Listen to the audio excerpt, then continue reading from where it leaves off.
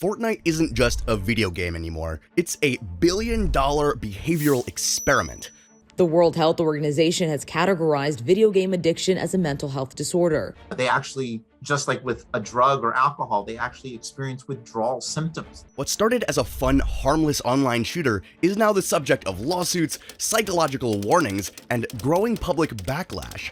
In fact, one Canadian lawsuit compared Fortnite's design to cocaine, not as a joke, but as a genuine public health concern. And the scary part? They might be right. In 2018, Fortnite became a global phenomenon. Take up a little mental break and we all just squat up and we suck, bro. You know, like, oh my. What? It was colorful, social, and accessible, attracting millions of players across every demographic. Celebrities live-streamed it, kids bonded over it. For a time, it was seen as a harmless and even wholesome outlet. But the very traits that made it so appealing would later become its most problematic. See, Epic Games didn't just create a successful title, they engineered an ecosystem of psychological hooks. We should be doing some things, like studying or working on our resume or exercising, but our brain wants to do something else, because the part of your brain that wants these dopaminergic activities actually is the part of your brain that controls you. Daily challenges, time-limited cosmetics, and exclusive events kept players constantly engaged, not out of enjoyment, but out of fear of missing out. Do you know what all of those things do to your brain? They release dopamine. Yeah, that chemical that makes you feel like you're on top of the world. And once that gets released, you're kinda done for. Our brains are wired to chase after that chemical, and that's why you find yourself engaging in activities long after the experience is no longer enjoyable. The fact that Fortnite introduced the concept of money wasn't making things any better either. Buying a battle pass? Well, good luck, because that's 950 V-Bucks.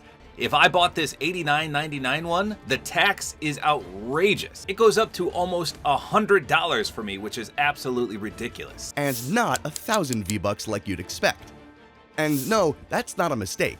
It's another business decision to make sure players always have extra and a reason to buy more. And let's not forget the loss by a little, win by a lot, or the near-miss effect. When a player loses a round in the game, instead of telling them better luck next time, Fortnite tells them that they lost by a slim margin. Just imagine the frustration that courses through your veins after reading something like that. Logically, you're gonna spend the next few hours hammering away at that round just to get across that slim margin. And it's not like parents and healthcare professionals are trying to shove their opinions down people's throats. Players who have spent hours on the game can see the cogs turning in real time. According to one Reddit user, sunk cost and FOMO are crippling, and they're immensely powerful in Fortnite. Buying exactly what you want is a great purchase model, but it comes at a steep cost. Just saw a post on here where someone replaced all the V-Bucks with the real dollar amounts, and it's truly eye-opening. I've easily spent hundreds in a free-to-play game. Walking away from that money investment alone, never mind all the other hooks, is typically enough for people to keep playing and spending. And you probably wouldn't spend nearly as much if you could just buy what you like at any time. With a constantly cycling item shop, things you want or like will come and go constantly. This drives you to log in daily to check. Fearful of never seeing it again, you convince yourself to buy something. And have you seen the posts about how long skins haven't appeared in the item shop? Those make it so much worse. Also, since you're on to check the shop, you might as well play a few games. Players in their late 20s or older might be able to recognize the dopamine loops here, but kids? That's an entirely different ballgame. Their innocent minds can't even begin to understand all the traps Epic has laid out for them. And in some cases, their parents are completely unaware of the long-term consequences. And yes, it's a sentence for life.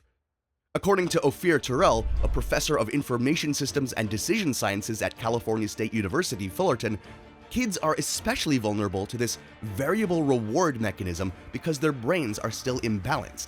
Ari only reacted the way he did and recovered so quickly because the connection between him and his dad is usually so strong. The positive relationships with the grown-ups in our lives gives kids the confidence we need. They have almost fully developed reward processing brain systems, but their self-control systems are not yet fully developed. If you find yourself impressed or concerned by everything that Fortnite managed to cook up to hook in players, well, in a way, you should be, because Epic Games ditched the usual courtesies to develop the game.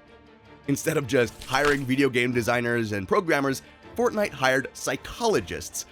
So addictions are usually characterized by compulsive thinking, so you can't get the thing out of your mind. Statisticians, analysts, and coordinators who worked together for approximately 4 years to develop a game that was as addictive as possible. And that's how Fortnite had stopped being a game. It had become a loop, a trap. By 2019, the consequences became too large to ignore. A lawsuit in Canada compared Fortnite's addictive design to cocaine. Children were missing school, spending thousands of dollars without permission. The parents allege the game severely impacted their children's behavior. Boston mom Deanna Greenstein says she noticed her 12 and 13-year-old sons became obsessed almost instantly. And in some cases, facing physical symptoms from extended play. This wasn't just a case of poor parenting, it was something deeper. Parents argued that the game's design, including features like loot boxes and in-game purchases, encourages players, particularly minors, to engage in compulsive gaming behaviors. The worst part was that Fortnite provided no warning about these risks. The result? Psychological and physical injuries in young users, including anxiety, depression, and compulsive spending. What's worse is that Epic's been trying to infiltrate schools as well. The company touts Fortnite as educational and markets Fortnite as safe for classroom use. Epic Games even offers on its website free Fortnite lesson plans to educators on subjects ranging from programming to history to geography. That raised all kind of alarm bells for parents. And no, it wasn't just a bunch of Karens who were worried about their kids missing homework. One of the children from the Canadian class action lawsuit played over 7,700 hours of the game in less than 2 years. That's almost 320 days and 20 hours total. Michael Rich, a director of the Clinic for Interactive Media and Internet Disorders at Boston Children's Hospital, confirmed every concerned parent's worst nightmare. They are not sleeping, they are not going to school, they are dropping out of social activities. A lot of kids have stopped playing sports so they can do this. We have one kid who destroyed the family car because he thought his parents had locked his device inside. And that's exactly why some people believe that Fortnite may be as addictive as heroin. Rich Domenico, a therapist with LiveWell Therapy Associates, said that treating kids who suffer from Fortnite addiction was similar to working with parents who have a child addicted to drugs. And let's not talk about the physical issues, overworked hands and messed up wrist muscles for life. And that's just the tip of the iceberg, because then came the concerts, the fashion collabs, Gone on you with the pick and roll, younger flame, he in sicko mode. the branded crossovers. Fortnite stopped being a battle royale, it became a universe. Want to watch a Travis Scott concert? Log in. Want to hang out with your friends? Log in. Want to design your own island? Log in. Do you want to start to make content on Creative 2.0? You can create unique animations, import almost any asset you... What happened to stepping outside of the house for these events and maybe touching some grass?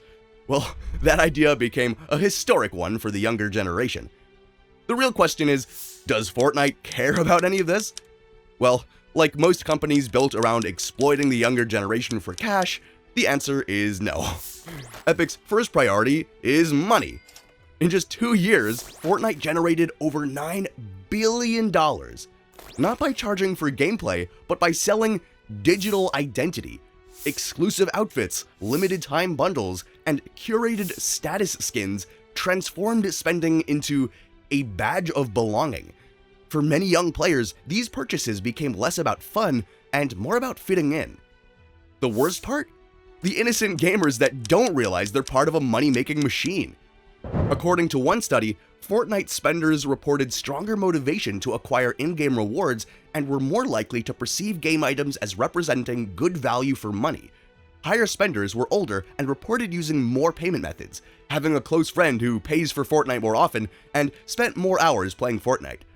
Problematic gaming was associated with trait impulsivity, weekly time spent playing the game, and the perception that reducing time spent playing would diminish one's sense of self-worth.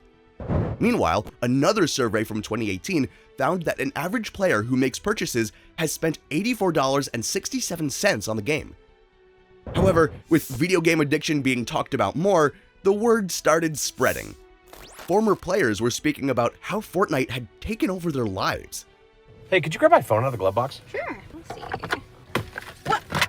You were supposed to stop buying these! Whose are those? This is why I stopped playing. I guess something triggered in my brain telling me I'm not having fun, and I need something fresh and something creative to take my mind off things. To be honest, people that are hating the game right now are still playing. If it wasn't addictive, a lot of people would have stopped playing already. This is so true. I originally was going to quit after Season 7, but then they offered the free Battle Pass, so I stuck around for Season 8. And then when Season 9 came around, I saw the new Fortnite challenges and thought they would be new and fun.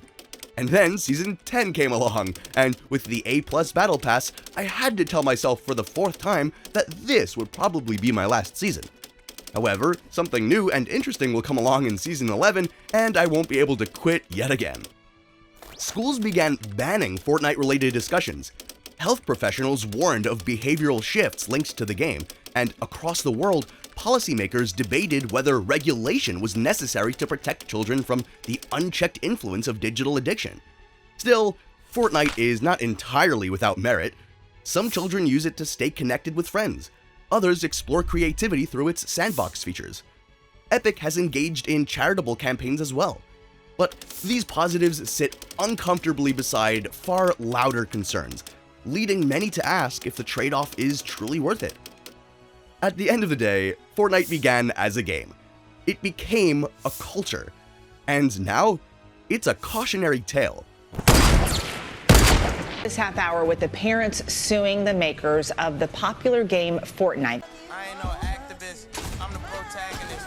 I'll hit their slide like an advocate. Whether you see it as innovation or manipulation, one thing is clear. Its impact is real and it's growing. The question now isn't whether Fortnite will change. The question is, will we? Let me know your thoughts in the comment section down below, and I'll catch you next time with more in-depth videos like this.